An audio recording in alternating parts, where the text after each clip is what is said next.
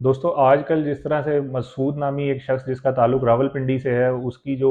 Voice recording social media के ऊपर चल रही हैं, जिनको सुन के इंसानियत शर्मा जाती है कि किस तरीके से उसके साथ जो है वो फ्रॉड हुआ और किस तरीके से आसान कर्जा देने वाली जो मोबाइल ऐप्स हैं, उन्होंने एक बड़े सिस्टमेटिक तरीके से उसको अपने जाल में फांसा और उसको कर्जा देने के नाम पे उसको कर्ज नादहिंदा करके और उसको इतना ब्लैकमेल किया और उसको इतना परेशान किया उसकी फैमिली को कि वो उसको अपनी ज़िंदगी का ख़ात्मा करना पड़ा। यहाँ से हमें 2-3 चीज़ें इस सारे वाक़ये के अंदर जो हमारे लिए समझने वाली हैं, वो ये कि आज से 20-25 साल पहले होता ये था कि जो कर्ज़ देने वाला होता था, वो जाँच-पड़ताल करता था कि जो कर्ज़ जिसको वो दे रहा है,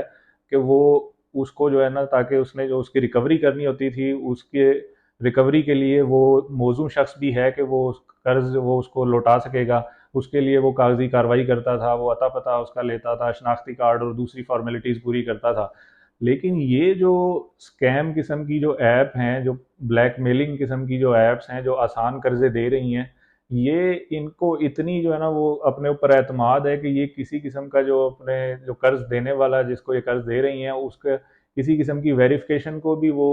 उनके लिए कोई ज़रूरत नहीं समझती। और लेकिन ये जो कर्ज़ देने वाली ऐप्स हैं, ये किसी किस्म की वेरिफ़िकेशन को भी ज़रूरी नहीं समझती, क्योंकि इनके पास जो है ना वो इतना कॉन्फिडेंस लेवल इनका हाई होता है, सिर्फ़ और सिर्फ़ इस बुनियाद के ऊपर कि जो इनकी ऐप है वो जिस बंदे के मोबाइल के अंदर इंस्टॉल हो गई है, अब वो मोबाइल के अंदर जब इंस्टॉल हो गई है तो वो बंदा इनका गुलाम बन चुका है। अब उसके सारे जो कॉन्टैक्ट्स हैं और उसकी जो सारी पिक्चर फ़ोटो गैलरीज़ हैं, उसकी जो फ़ैमिलीज़ की पिक्चर हैं, उसके जो व्हाट्सएप की जो भी जितनी भी उसकी कोई कन्वर्सेशंस हैं, उन सारी की सारी एक्सेस जो है वो इनके पास आ गई है। तो उसकी बुनियाद के ऊपर कि ये इतनी कॉन्फिडेंट होती हैं कि हम उसको आसानी से पकड़ लेंगे और उसको ब्लैकमेल भी करेंगे और जो कर्ज़ हमने दिया है उससे कहीं गुना ज़्यादा हम वो कर्ज़ हम वसूल कर लेंगे। और ये एक इस तरीके से जो है वो पूरा ये जाल बिछाती हैं ये ऐप्स, और इसी जाल का शिकार हुआ बेचारा वो शख्स जिसने अपनी ज़िंदगी का खात्मा किया और उसने अपने बीवी बच्चों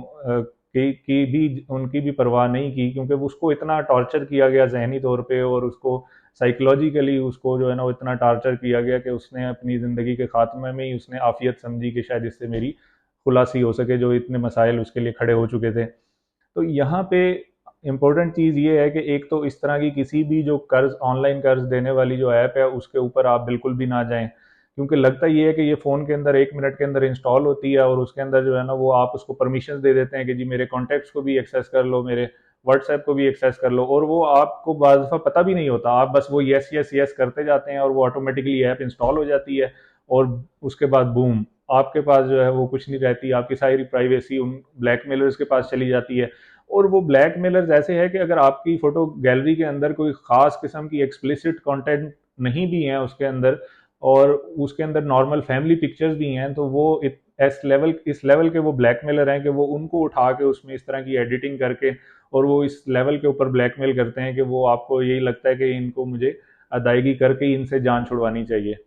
इसका दूसरा पहलू ये भी है कि ये इस तरह के जो स्कैमर्स ऐप हैं, ये कहीं भी किसी लेवल के ऊपर भी गवर्नमेंट के पास ये रजिस्टर्ड नहीं है। अब बात ये आती है कि आप किसी के साथ भी कोई लेन-देन वाला मामला करें, कोई कर्ज़ की जो है ना आप कोई भी नोयत इख्तियार करते हैं, तो आप लाज़मी चेक करें कि जो एससीसीपी की वेबसाइट है, उसके ऊपर वो कंपनी, वो ऐप, वो रजिस्टर भी है, वो आपको लोन प्रोवाइड करने के लिए। एससीसीपी की वेबसाइट के ऊपर कुछ ऐप्स हैं जो रजिस्टर्ड हैं और जो ये काम कर सकती हैं। लेकिन मैं तो उनको भी रिकमेंड नहीं करूँगा आपको, क्योंकि वो भी जब वसूली के लिए जाते हैं तो फिर वो उनका जो मार्कअप रेशो है वो बहुत ज़्यादा होता है और थोड़ा कर्ज दे के वो उसको बहुत ज़्यादा उसको वसूल करते हैं। और वो भी जो है वो नेगेटिव किस्म के हथकंडे इस्तेमाल करते हैं कि वो कॉल्स करेंगे जो आपके फैमिली मेम्बर्स को, और इस तरीके से ये जो सारा प्रोसीजर है रिकवरी का, ये इससे पहले जिस तरीके से बैंक करते थे, तो उस वक़्त आज से कई साल पहले, तकरीबन 15 साल पहले जब चीफ जस्टिस इफ्तिख़ार चौधरी थे, तो उन्होंने भी इस केस की हियरिंग की थी और उन्होंने इस चीज़ के ऊपर पाबंदी लगा दी थी कि जो बैंक्स का अमला है, वो घर जाके इस तरीके से रिकवरी नहीं करेगा कि किसी की कर्ज़ नादहिंदा की सेल्फ रिस्पेक्ट मजरूह हो, और वो उस तरीके से उन्होंने कुछ कवानीन अपने इस हवाले से तरतीब दिए थे।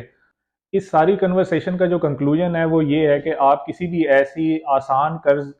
फराहम करने वाली जो ऐप है उससे बच के रहें, उस पे आपको जाने की बिल्कुल भी ज़रूरत नहीं है। और ताकि आप उनके जो ये ओछे हथकंडे हैं और ये सारे जो ब्लैकमेलिंग है इनसे आप महफूज रह सकें। और दूसरा ये कि जो भी आप ऐप इंस्टॉल करते हैं, एक तो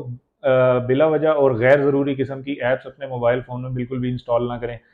क्योंकि वो आपका जो डाटा है वो लीक कर सकती हैं, वो उसको जो है ना अपने मकासद के लिए इस्तेमाल कर सकती हैं। और आजकल तो जिस तरह से जो है ना वो डाटा साइंसेस बड़ी आगे जा रही है, आर्टिफिशियल इंटेलिजेंस है, तो बहुत सारे जो फ़ोन्स हैं वो हज़ारों लाखों के जो है ना वो डाटा निकाल के और उनसे बैक एंड के ऊपर बहुत सारे ऐसी चीज़ें हो सकती हैं कि जो हमारे शायद वहम गुमान में भी ना आ सकें।